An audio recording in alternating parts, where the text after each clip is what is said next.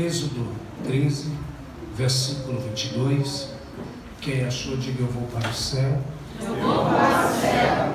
Quem não achou, diga: me espera que eu também quero ir. Tem gente querendo ir para o céu, isso é bom. Versículo 22 diz assim: Nunca se apartou do povo a coluna de nuvem de dia, nem a coluna de fogo de noite. Vou repetir: nunca se apartou do povo a coluna de nuvem de dia e nem a coluna de fogo de noite. Amém? Podeis sentar. Aleluia. Glória a Deus. Glória a Jesus. Bendito seja o Senhor. Glória. Glória a Jesus. Aleluia. Maravilha. Meus irmãos, esse versículo me chamou bastante atenção quando, lendo e estudando um pouco as Escrituras, eu percebi por que esse versículo ele se isola tanto no que diz respeito ao Êxodo capítulo de número 13, entendendo que o versículo de número 22 ele tem um significado muito importante que origina-se aqui no Velho Testamento, falando acerca da saída do povo do Egito, povo de Deus, desta passagem assim chamada ou intitulada como uma Páscoa, que fala acerca da libertação, que fala acerca de um novo ano para o povo de Israel. E esse versículo me chamou bastante atenção, porque, de acordo com essa linguagem contemporânea, e como tantas outras traduções, vai descrever que nunca se apartou do povo a coluna de nuvem durante o dia e nem a coluna de fogo durante a noite. Isso aqui me chamou muito a atenção, porque a palavra nunca, em algumas expressões, em alguns livros aqui dentro das Escrituras Sagradas, nem sempre aponta aqui para o sentido literal da palavra. A exemplo, se nós pegarmos algumas palavras do Apocalipse, que vai falar sempre, para sempre, tratando acerca do povo que foi julgado por Deus, aqueles que não foram encontrados no livro da vida, e que para sempre foram lançados ali no lago que arde em fogo e enxofre. Então nem sempre essas palavras estão no sentido literal, mas aqui diz completamente no seu literalismo. Então observe que já desde o princípio da criação, Deus sempre quis estabelecer um lugar. Deus sempre quis criar um lugar para que Ele pudesse se manifestar e se relacionar com o seu povo.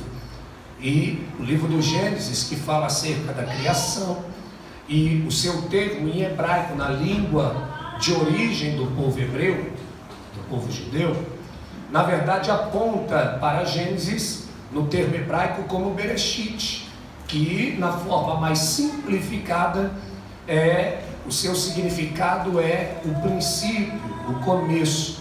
Mas existe ali o que a gente chama de topônimo, que é um conjunto de palavras que aderem ao Bereshit, como também tem alguns sentidos, apontando para a cabeça, apontando para a casa, apontando para a habitação.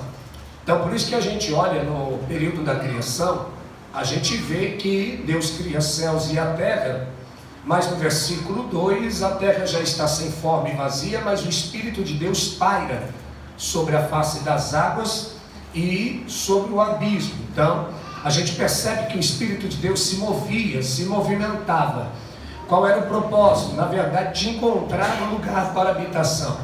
Então Deus vem, começa a organizar tudo, porque nós olhamos e vemos que a criação de Deus, no que diz respeito ao Gênesis, Deus está querendo um lugar para se manifestar, um lugar para sim podemos falar e dizer habitar.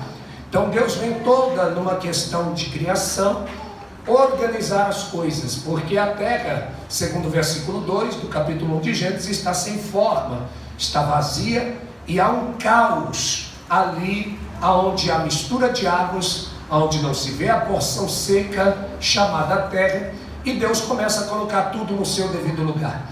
Quando Deus começa a colocar tudo no seu devido lugar, o capítulo 1 vai descrever que Deus vai formar o homem. Ao formar o homem, Deus também cria melhor a mulher, cria o homem e cria a mulher à sua imagem, conforme a sua semelhança. E Deus dá o domínio da terra ao homem, Deus dá o domínio da terra à mulher.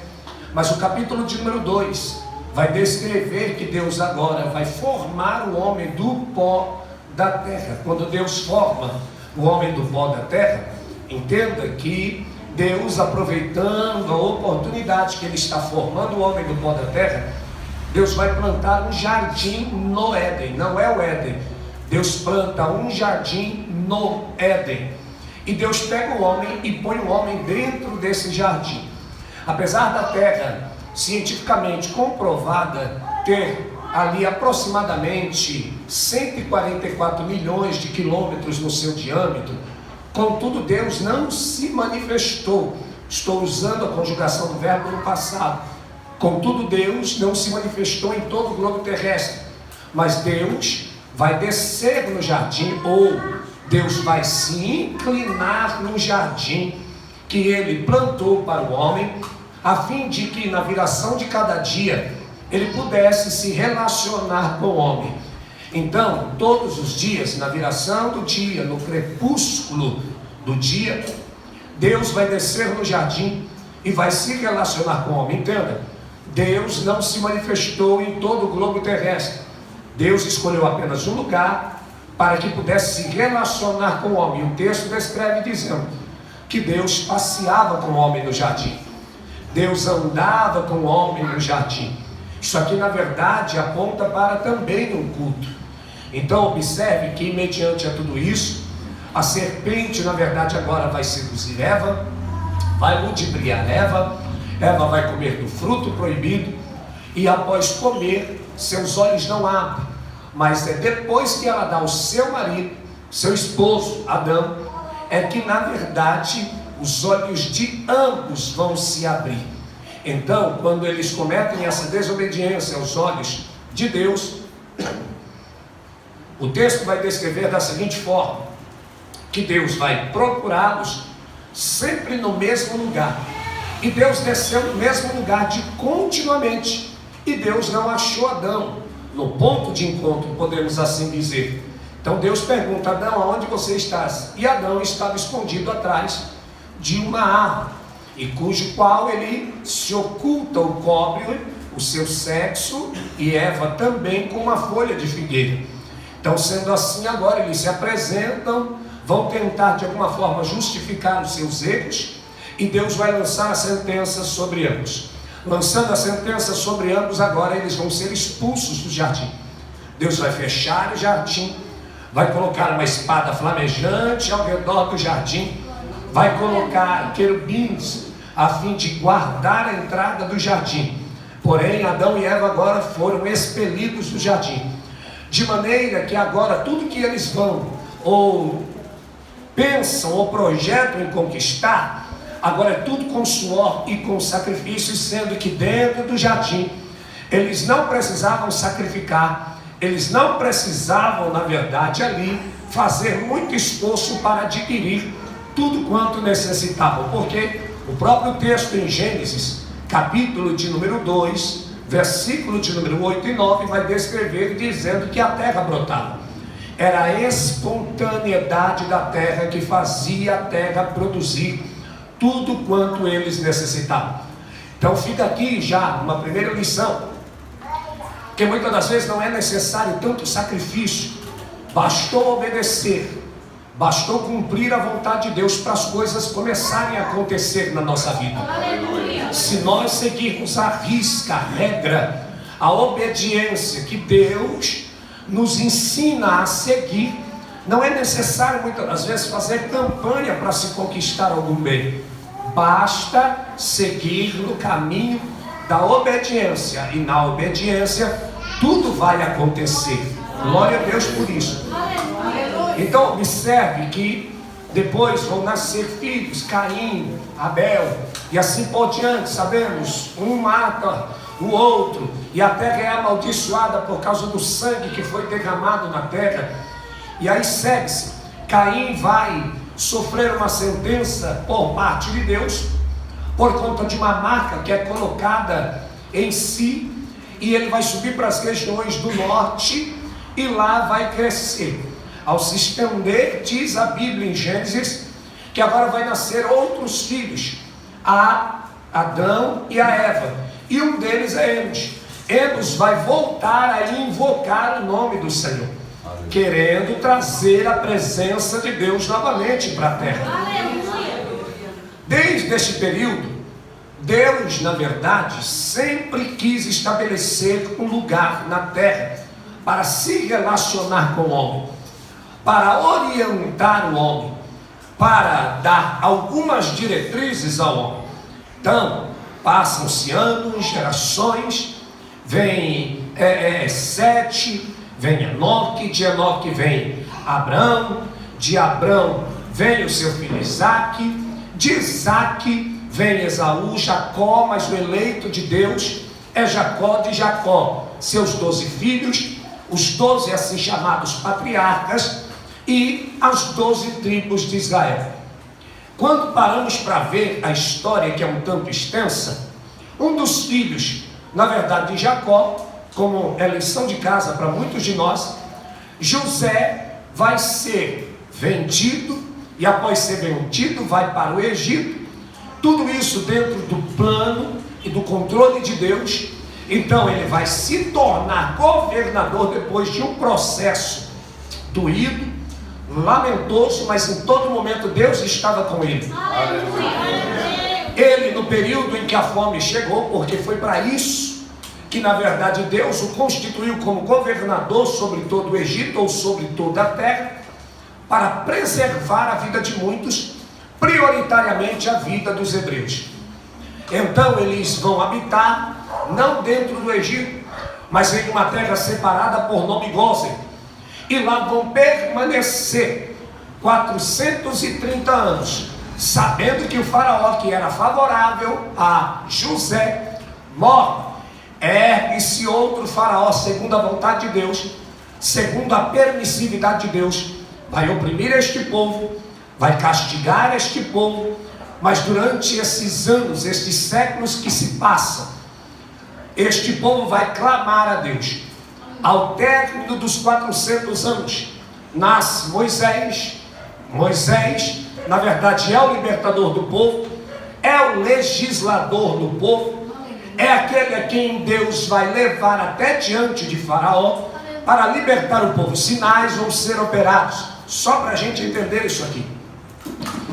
Então observe que quando ele entra no Egito, as 10 pragas são ali cumpridas segundo a vontade de Deus, e aí eles celebram a Páscoa, comem apressadamente, e diz o texto em Êxodo capítulo 12, que não dá tempo deles se proverem de alimento, então eles saem apressadamente, de maneira que eles vão seguindo.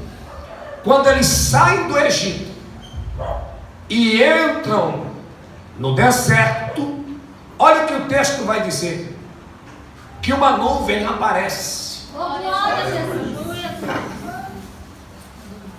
Que uma nuvem aparece. Quando essa nuvem aparece, essa nuvem quem vai conduzir o povo. É interessante porque esse caminho que o povo vai seguir é o caminho que Enoque andou, é o caminho que Abrão demarcou, porque não existe outro caminho que conduz a Deus, que conduz à terra da promessa. E quando eu falo terra da promessa, não estou falando de Canaã, eu estou falando da terra da promessa. A terra cuja qual Deus disse para Abraão: sair do meio da tua casa, do meio da tua parentela e do meio da casa de teu pai, e ir para a terra que ele lhe mostraria. Deus não prometeu Canaã para Abrão. Tanto é que o escritor aos Hebreus vai descrever no capítulo 11, Galeria dos Heróis da Fé, que Abrão, sendo chamado por Deus, caminhou e foi caminhando. E nesta trajetória, neste caminho que ele vai andando, ele levantou os olhos e viu a cidade da qual Deus é o arquiteto e construtor. Que cidade é essa? A Nova Sião, a Nova Jerusalém. Então observe que o caminho que conduz a Deus é um só. Não existe outros caminhos. Desde Gênesis até o Apocalipse não há outro caminho que conduz a Deus. Então desde Gênesis nós vemos Cristo de uma forma um tanto oculta aqui, ou em uma linguagem tipológica, ou teofanicamente falando. Nós vamos encontrar Jesus aqui, porque Moisés não sabia, Moisés não conhecia o caminho para a terra prometida. Então Moisés vai precisar da orientação de Deus, da direção de Deus. Por isso que a nuvem apareceu. E a nuvem sempre vai estar presente na vida do povo de Deus. Por isso que o texto, no capítulo 13, verso de número 22, está dizendo: nunca se apartou do povo a coluna de nuvem durante o dia, e nem a coluna de fogo durante a noite. Isso aqui é interessante, porque esta nuvem, na verdade, vai conduzindo o povo. Então, quando a nuvem se movimentava, Israel levantava o acampamento e seguia em direção à nuvem. A nuvem tem algo de especial. Quem olha para a nuvem vê simplesmente uma nuvem, mas por detrás, lá ocultamente, tem alguma coisa na nuvem, porque a nuvem está conduzindo o caminho. Alguém vai dizer: é Deus na nuvem. Tudo bem, literalmente, conforme os escritos sagrados, é Deus que está na nuvem. Mas entenda bem que o texto vai descrever que quando chega em Êxodo, capítulo de número 30 a seguir, aonde o tabernáculo vai ser criado, construído, o texto diz que a nuvem agora vai deixar de ser uma nuvem, e todas as vezes que o tabernáculo é levantado e que sacrifícios são oferecidos a Deus, a nuvem deixa de ser uma nuvem e vai se tornar em uma coluna de nuvem e vai descer dentro do Santíssimo. Olha que interessante. A primeira dúvida que surge é: se o globo terrestre, se a terra em que vivemos e habitamos, ela é considerada na nossa concepção grande, você imagina segundo a ciência, porque existem estrelas maiores do que o globo terrestre. Se o próprio escritor, aleluia, de Salmos diz, o próprio Deus, melhor dizendo a Davi, diz: como você pode querer construir uma casa para mim, sendo que eu não habito em casa feita por mãos humanas? Porque eu não posso habitar em casas, porque nem os céus e nem os céus dos céus pode conter a minha presença. Deus é tão grande, mas tão grande, que o globo terrestre não pode conter a presença dele. É Jó que também vai dizer que Deus juntou as águas do oceano com a concha de suas mãos, e o pó da terra da mesma forma. Então entenda, se Deus é tão grande, como que esse Deus desce na terra, irmãos? Como que esse Deus pode entrar na terra? É como alguém que canta em um louvor muito lindo, é uma letra maravilhosa: deixe o céu descer, deixe o céu descer. É maravilhoso quando a gente ouve essa expressão, deixe o céu descer. Mas o céu não pode caber dentro da terra. Se Deus é maior do que o céu, como é que então o céu pode caber dentro da terra? Eu prefiro ficar com a primeira versão do louvor, que na verdade diz que é o reino dele que tem que vir, e não o céu. Mas cantam por aí dizendo, querendo que o céu venha se adaptar, na verdade, às condições humanas, sendo que é o contrário.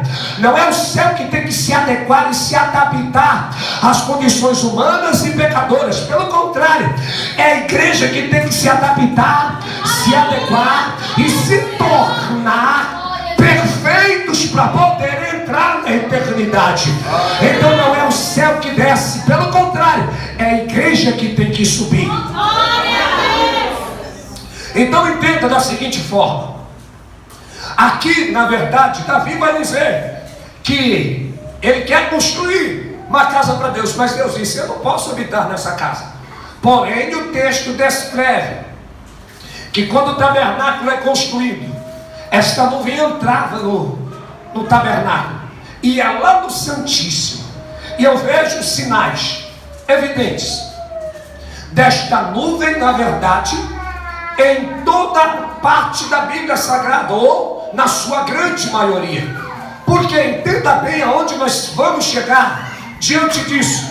É que quando aqui está escrito e dizendo, afirmando, nunca se apartou do povo a coluna de nuvem de dia, e nem a coluna de fogo de noite. É real, com toda certeza é real. Porque em todo o Velho Testamento nós vamos ver a nuvem se manifestando. Mas se eu te perguntar, será que Deus entrou no templo? Será que Deus entrou no templo? Porque em todo o tempo nós vamos ver a nuvem. Quando Deus, na verdade, queria que o povo seguisse na trajetória, a coluna subia, se transformava novamente na nuvem e andava. Quando andava, o povo levantava o acampamento e seguia na sua trajetória, até que chegamos na conquista da terra. Estou falando de forma resumida. Quando chegamos na conquista da terra, o desejo de Davi é construir a casa para Deus. Mas Deus disse: você não vai construir, porque nas tuas mãos tem sangue. Mas eu permitirei que o seu filho construa uma casa para mim, porque eu darei para ele um reino de paz e um reino próspero. O texto diz que Deus escolheu Salomão. Salomão se assenta no trono e começa a construir o templo sagrado. Em 40 anos o templo é concluído. Isso está registrado no primeiro livro dos Reis, capítulo de número 8. Isso está também registrado em 2 Crônicas, capítulo 5, capítulo 6 e capítulo de número 7. Olha que interessante, porque quando o templo é construído, o texto vai dizer que a nuvem vai descer por conta do sacrifício. Pensa comigo isso aqui. Imagina isso aqui, raciocina isso aqui comigo. Porque está apontando para dois períodos. Se a gente pegar a coluna de nuvem e pegarmos a coluna de fogo, está apontando para dois períodos. Coluna de nuvem aponta para o período do Velho Testamento. Coluna de fogo aponta para o período do Novo Testamento. Velho e Novo Testamento. Por quê? No Velho Testamento, o povo só viu a nuvem. E para a nuvem descer, teria que haver sacrifício. Então pega o primeiro livro dos Reis, capítulo de número 8. Quando o templo é construído e que a arca vai ser transportada pelos levitas para dentro do santuário, o texto diz que Salomão havia, juntamente com o povo, oferecido sacrifícios de forma incontáveis, inumeráveis. Porque só Salomão ofereceu 1000 holocaustos. Só Salomão. Agora imagina mais de 2 milhões de hebreus, cada um trazendo seu sacrifício para oferecer diante de um altar pequeno, de uma pia de bronze. Então observe quanto tempo levou para que todo esse sacrifício fosse queimado diante da presença de Deus. Porque o altar era tão pequeno para a quantidade do sacrifício, que eles iam por meio de porções oferecendo. Agora imagina quanto tempo durou isso. Mas foi por meio do sacrifício. Foi quando eles ofereceram e terminaram o sacrifício, em que os sacerdotes saíram do santuário, é que a nuvem desceu. E quando a nuvem desceu, a Bíblia diz que quem estava do lado de dentro não podia ficar de pé. Pense isso aqui comigo, por favor. Raciocine isso aqui comigo, por favor. Porque eles estão dentro do santuário, e quando a nuvem desceu, o peso da nuvem era tão grande que quem estava dentro não conseguia ficar de pé. E quem ficou do lado de fora não poderia entrar. Olha que interessante isso. Aponta para alguma coisa aqui para vocês. Isso aqui aponta também para o período do arrebatamento. É na verdade um símbolo do arrebatamento, em que um dia Cristo arrebatará a sua igreja. E um dia todos nós nos prostraremos diante da presença dele lá na eternidade. E quem entrou? Entrou. E quem não entrou? Infelizmente.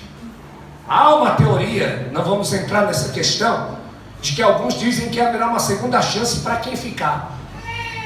Eu digo que até mesmo a balança possa ser injusta, se a nossa concepção teológica for essa. Mas entenda bem, tem alguém comigo aqui? Diga amém. Amém. Preste muita atenção nisso aqui, eu estou falando da nuvem. Quando a nuvem descia no tabernáculo, ou no templo, melhor dizendo, o povo não conseguia ficar de pé. E quem estava fora não podia entrar. Aí entra o capítulo 6 de 2 Crônicas, quando a gente para ver que agora Salomão vai orar a Deus. Me perdoe. Em que Salomão vai orar a Deus. Como? Ele vai clamar a Deus. E olha que interessante na oração. Ele vai pedir a Deus: Senhor, levanta do teu trono e vem para o lugar do teu repouso. Essa é a oração dele. Quando ele começa a orar dessa forma, pedindo para que Deus venha e habite dentro daquele lugar, na continuidade da oração, olha, parece haver um contraste, um contraposto. Por quê? Porque quando ele ora, chega uma parte da oração que ele diz assim: Senhor, quando o teu povo, quando os céus forem cerrados, não houver chuva e nem orvalho, quando o teu povo estiver em perigo, quando o teu povo estiver fugindo dos seus inimigos, quando vier a peste, quando vier a fome, e este povo, que é intitulado como seu povo, vier diante deste santuário e levantar as mãos deste santuário, oh glória, e orar ao Senhor, pedindo por socorro, por misericórdia, levanta do teu trono e vem. Opa, mas mas o texto não diz que Deus estava dentro do templo?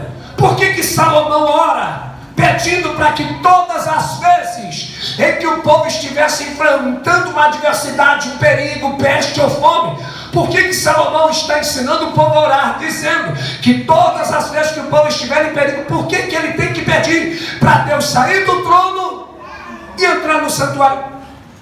Na verdade, Deus não está dentro do templo? Será que Deus estava dentro do templo em todo o tempo? Porque a nuvem oculta alguma coisa. Escute bem isso, por favor. A nuvem estava escondendo algo. E tem gente que não está raciocinando comigo aqui nesse texto. Porque Deus disse: a nuvem é o símbolo da minha presença.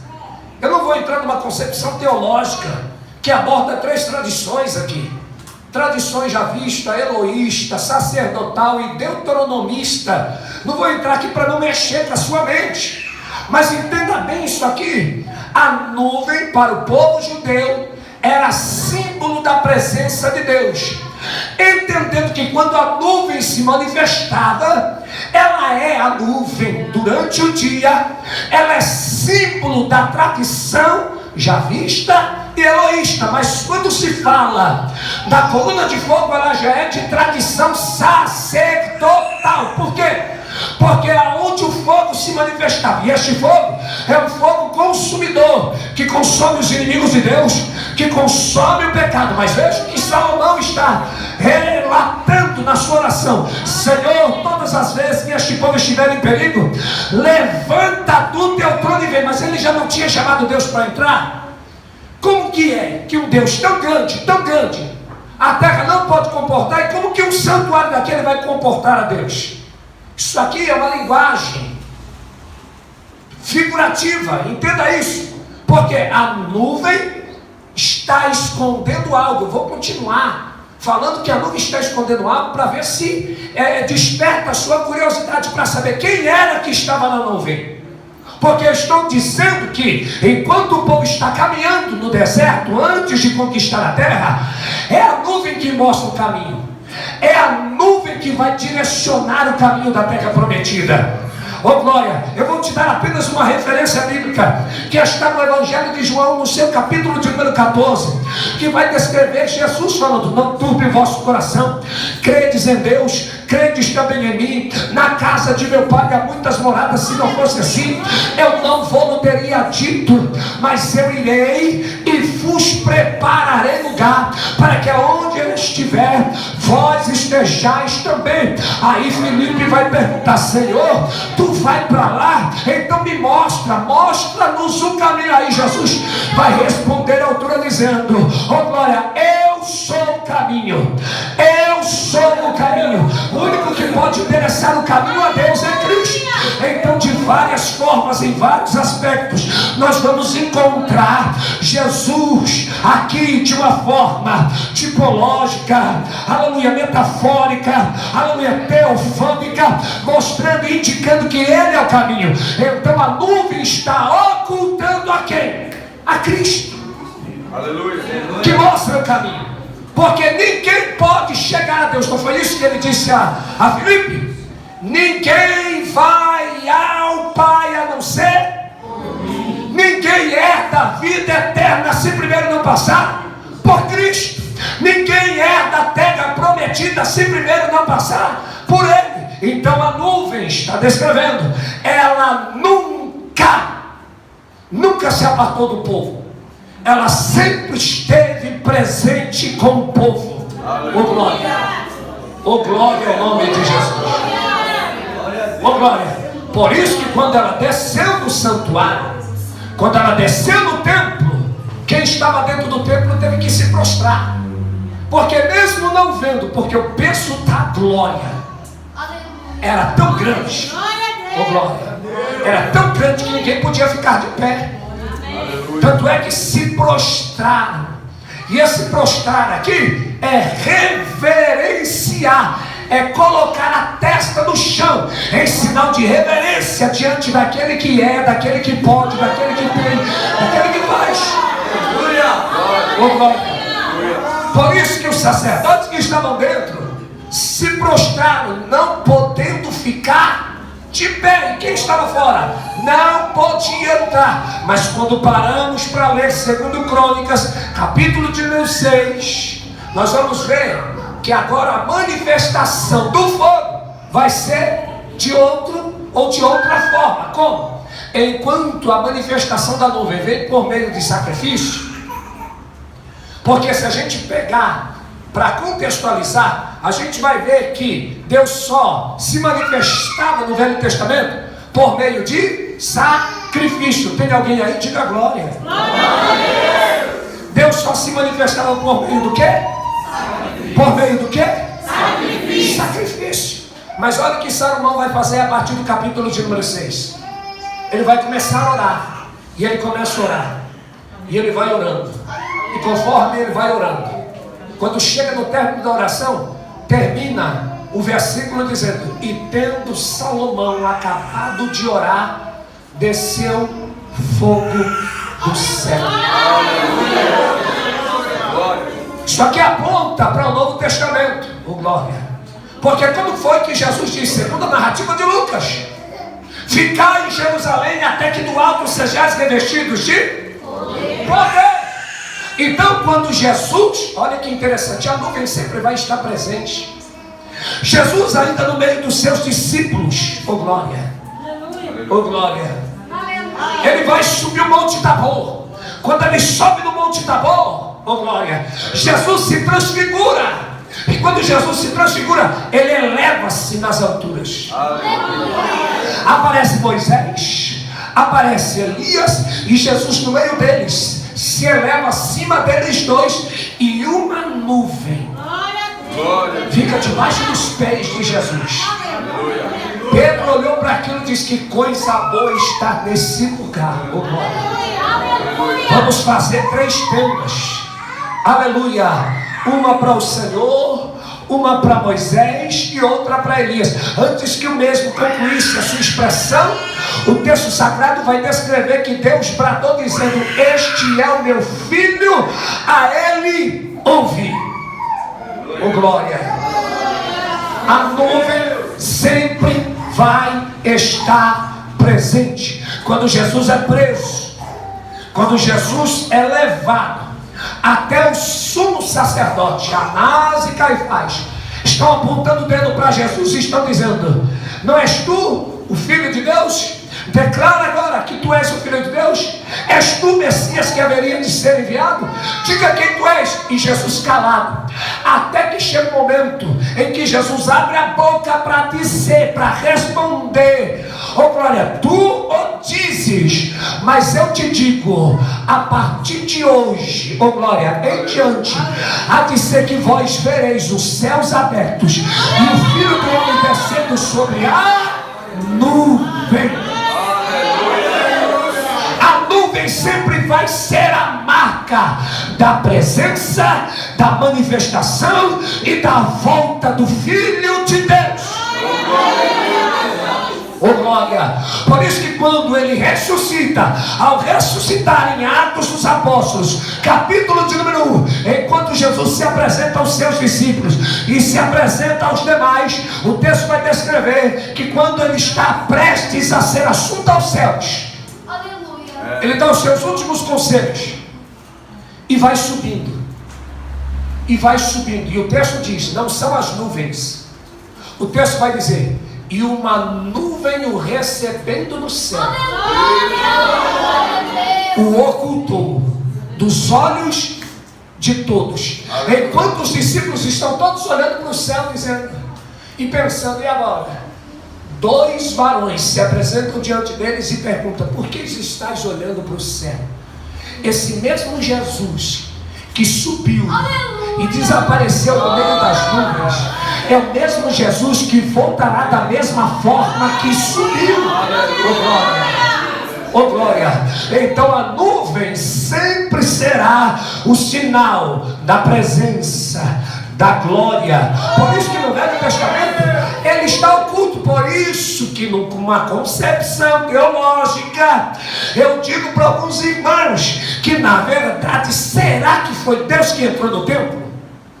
Porque se a gente ver o cumprimento de Isaías, oh glória, capítulo 61, que é ele quem vai entrar no santuário. Quem entra no santuário construído por Herodes o Grande e vai ler o texto sagrado de Isaías é Jesus. Então quem entrou no templo? Quem se manifestou no templo? Aí alguém vai me dizer literalmente, mas é Deus. Mas no capítulo 5 de João, Jesus declara que ele e o Pai e o Espírito são um. O que a gente precisa entender, e eu encerro aqui, é que a nuvem sempre estará presente. A nuvem, Velho Testamento, que ela vinha por sinal do sacrifício, ou em resposta do sacrifício. Porém, para o Novo Testamento, veio como fogo. Vamos lá? Quando Jesus foi assunto aos céus, o que diz a narrativa de Lucas? E estando todos orando no cenáculo. Complementa o livro de Atos, que é o mesmo registro por Lucas. Vai descrever o quê? E estando todos reunidos no mesmo lugar. E o que eles estavam fazendo? Orando. E o que eles estavam orando? Pedindo a Deus: envia a promessa, envia a promessa, envia a promessa, envia a promessa, envia a promessa. E estando todos reunidos no mesmo lugar, por meio da oração, e já não mais por meio de sacrifício de animais, aleluia, de repente ouviu-se um som de um vento veemente, impetuoso, e encheu primeiro a casa. Quando encheu primeiro a casa, foram vistas sobre eles línguas repartidas como que de fogo, e diz o texto: e todos foram cheios cheios do Espírito Santo e começaram a falar outras línguas. Oh, glória! Enquanto para o Velho Testamento a manifestação de Deus vinha por meio de sacrifício, e o sacrifício muitas das vezes era por meio também do incensário apresentado dentro do santuário, porque foi assim que o anjo Gabriel se apresentou a Zacarias. Mas para nós, a manifestação do fogo, da presença da glória de Deus, só pode ser manifestada por meio da oração. Por isso que ninguém pode ser batizado com o Espírito Santo se primeiro não organizar a casa, se primeiro não se dedicar à oração. Oh, glória! Oh, glória! Quer ser batizado com o Espírito Santo? Ordena a casa. Que casa é essa, pastor? Estou falando desta casa, porque o templo que se refere em Ageu capítulo de número 2, verso de número 9, que diz assim: a glória da segunda. Não é a glória da segunda, porque o templo não foi destruído só 2 vezes. No período dos Macabeus o templo também foi destruído, mas a tradução correta é, e na verdade vai dizer da seguinte forma: e a glória desta última casa será maior do que a da... Está falando da gente, do nosso corpo. Por isso que Jesus olhou para os religiosos da época e disse: destruirei o templo e em 3 dias o reconstruirei. Por isso que olharam para Jesus e disse: Salomão levou 40 anos para construir, como é que você vai destruir e construir em 3 dias? Ele não estava falando do templo de Salomão, ele estava falando da nossa vida. Por isso que crente tem que ter fogo na vida. Oh, glória! E o que abastece o fogo é a oração. Oh, glória! O que abastece o fogo é o azeite. Oh, glória! Oh, glória! Oh, glória! Por isso que eu ainda sou e faço parte de uma época que a gente olhava para os crentes pentecostais, a gente os intitulava canela de fogo, sapato de fogo. Oh, glória! Quando olhava para os crentes era fogo na mão, era fogo no pé. Oh, glória! Porque era um povo que se dedicava à oração, era um povo que se dedicava ao jejum, era um povo que se dedicava às escrituras sagradas. Oh, glória! Era por isso que o fogo pegava. Hoje está difícil do fogo pegar, porque está faltando combustível que se chama azeite, que se chama, aleluia, Espírito Santo de Deus. Oh, glória! Oh, glória! O diabo fugia dos movimentos da igreja, movimentos pentecostais. O diabo, irmão, ele não resistia quando alguém era movimentado pelo Espírito Santo. Hoje não, hoje parece que é uma mistura. Na verdade, o diabo entra no meio dos movimentos, causa daqui, causa de lá, e ninguém sem discernimento algum consegue repreender, porque está faltando fogo. Mas nessa noite, oh, glória, eu venho trazer fogo de Deus para a tua vida. Oh, glória! Não vai vir por meio de sacrifício. Não. Vai vir por meio da oração. Oh, glória! Levante a sua mão direita para o céu. Oh, glória! Oh, glória! Nós não queremos mais ver a nuvem. Por enquanto não. Alamaracel e Camandorepaia. Nós queremos ver fogo de Deus. Por que fogo? Fogo representa juízo. Fogo queima o pecado. Oh, glória! E fogo arde na vida dos demônios. Oh, glória! Eu venho profetizar na noite de hoje que a igreja e o ministério Manassés vai ser incendiado pelo fogo do Espírito de Deus. E para onde ou por onde passar, vai queimar pecado, vai queimar demônios, e o nome de Jesus vai ser glorificado. Quem acredita e quem quer desse fogo, levante a mão para o céu, enche o pulmão de ar, solta um grito de adoração a Deus.